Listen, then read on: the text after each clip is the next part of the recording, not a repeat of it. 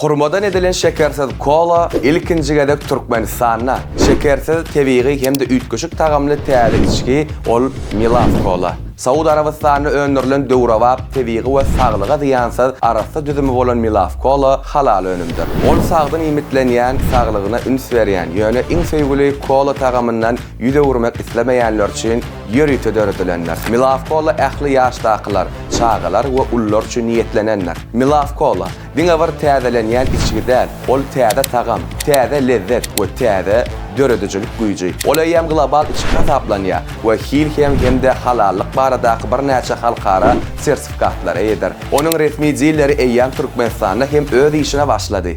Bu golaýda täze hurmadan edilen şekersiz kolanyň siziň saçaklaryňyzyň bedejeginden habar berýär. Ekrandaky belgiler bilen habarlaşyň we täze içkiniň lezzetini barlaň. Ol siziň üçin uly täzelikdir. Milaf kola lezzet paýlaýa Türkmenistana.